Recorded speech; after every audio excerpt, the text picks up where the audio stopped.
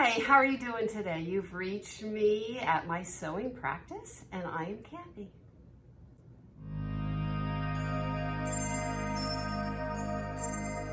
Hi, welcome again, and today is a Friday Sews. So let's just go right into it. I am going to start with my activities of the week, and I have not been feeling real good, so I don't have as many makes as usual. But I have a fabric haul to make up for the lack of things to show you that I've been sewing. So the fabric haul comes from Minerva, and I started with a Minerva core range. Now all of these but one are core range because that was my objective, is I wanted to seek out and see what their core range was all about. So the first one is the core range in a luxury viscose jersey. So it is luxury, and it is my most expensive of the fabrics I bought. It comes in at $24.99, probably a meter versus a yard. And this is the color. It has great drape. It's heavy, like viscose can get, right? And I got 1.8 yards. So this ended up being a little bit of cool temperature on my color than I expected. So if I use it for myself, I'm going to make a skirt from it. Now I will say I did encounter a couple things. It hasn't turned me off of them for life, but unfortunately my package was very delayed. And living here in the US, it starts with Royal Mail, and then it goes to UPS or something like that, but we cannot track it. And as Americans, we're used to tracking our packages, and it's a little unnerving to know that it's out there somewhere, but you don't know where. And I even had to ask my postman if he had seen it, and the day that I was gonna go to the next step, which when I contacted Minerva, they said to, is it customs office or something? I don't know, but somewhere where it comes in, I needed to contact them. The day I was going to start pursuing that, it came. But it was a solid week late, and I was a little concerned. Now, again, I'm not blaming that on Minerva. It's just a supply chain issue that we're going to experience now for many years, I believe. But if that happens to you, just know that it can happen. The second thing I did not like about Minerva, and believe me, I love their products, so I'm nitpicking, to be honest with you, is that when you look at your order, it's not, you don't have any links to go back then and look at the fabric, and it's not readily available on your order how much you paid for each item. And since I am so intentional with my spending, that can be a little bit of a situation. But I have gone back and checked them for you, because if I care, I want you to care. So anyway, my next one is a 100% cotton jersey. I deliberately chose not to get any spandex in it. It is an organic cotton, and it is not as cool as it's showing up. I've got a light right here. Let me tilt that a little. So look how nice that is. Yeah. So I'll make some kind of top out of that. I'm in the need for a few more knit tops because I've been enjoying my woven so much that I wanted some knit. And this came in at $14.99 a yard. Meter, I guess. And so I have more than enough. I got two, and I'll probably not need it all, and then I'll probably use the leftover for someone else's t-shirt is my guess. But some of the t-shirts you make, like let's say it's a wrap top or something, you just need more than you think. So I erred on the side of generous. After that, I just got a few samples. We have heard extensively from Whitney on Tomcat Stitchery that she loves this stretch jersey, and I wanted to see what that's all about, and the striped. So the official name of it is Minerva Core Range Cotton Jersey Stretch Knit Fabric in Ochre, and it is $14.99, and it is every bit as nice as Whitney says it is, and I can't imagine me not wanting to buy this, so I love it. And I'm, when you get a sample from them, you're really buying 1/10 of a meter is what you're doing. And so, I can see this, using this on a cuff or something. It's really nice. The next one, which was also influenced by Whitney, is the Minerva range 100% cotton sweater knit. And she did say it really sheds, and it does. But that's okay. It's a beautiful fabric. And the fact that it's 100% cotton, it makes me think it won't pill. So, yeah, I kind of want to give this a try. I like it. I think you would make a lightweight sweatshirt out of it because, you know, there's, you know, it's not totally opaque. I mean, it is opaque, but it doesn't have the brushed backing that a sweatshirting has. So I think there'd be some cross ventilation going on there. And speaking of ventilation, you can't get more ventilation than when you use a double cotton gauze.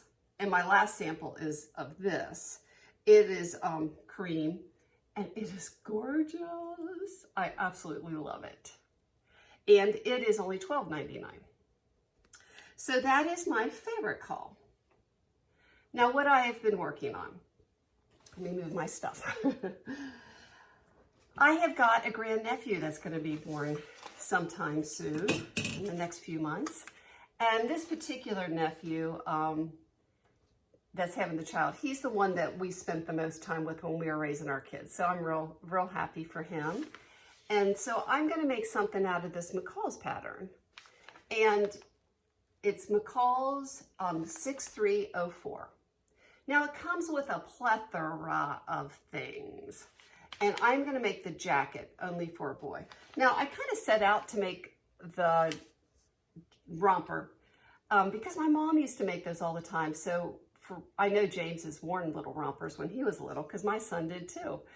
So I was going to do that as just kind of a little nostalgic. But the fabric I'm using is a little on the thick side. And I just think it's really a nice fabric. It presents like a velvet, but it's probably technically a velour because it is on a knit backing. But there's more give than stretch. I wouldn't call it stretch, just a little give. And so I think a jacket would be nice. And I love this color.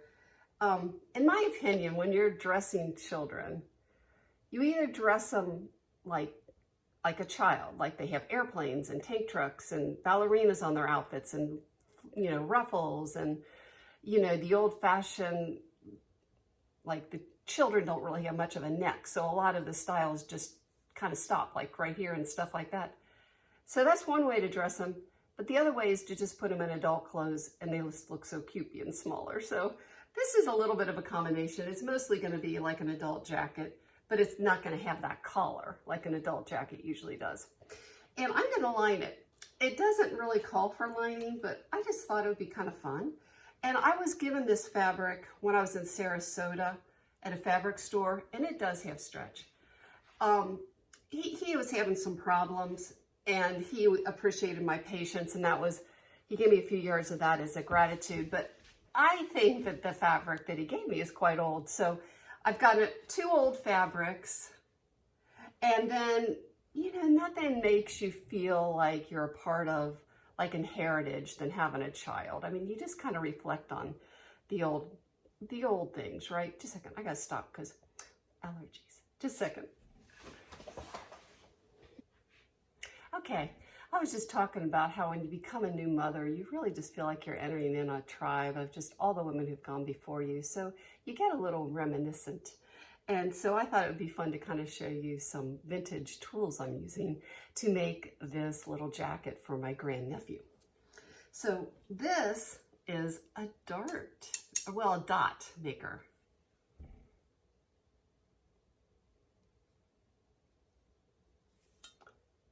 It's called Tailor Tacket. So I got that from Stitch, my volunteer group. We just had so many that had been donated that I took one. But you know what happens is that these women die and then they have a sewing room full of stuff. And the people who are cleaning out their home don't know what to do with it all. And so it gets donated to us, and most of it we use, but some we just have to pass on. And another thing that got passed on to me, which I'm proud to take, and I looked and it was made in 1985, so it's not as old as me, but it is a needleboard. So have you heard of these? Yeah, it's for like when you're pressing velvet or velveteen, something with a lot of nap. And that's what it looks like. So I've been using that to press open the seams of this velour jacket I'm using. And then the last thing I got, because we don't want to keep it in the studio there at Stitch, is an antique ice pick. The lady that gave it to me says, I've already got one. So in theory, it can be used for, you know, points, you know, and or like an awl, you know. And I've used it a little bit. Mine has a burr on it I need to address, but that's that.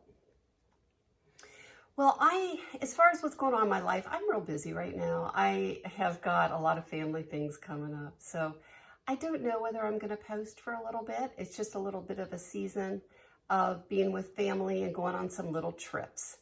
And so as much as I'm going to miss you, I might need to take a little bit of a time off.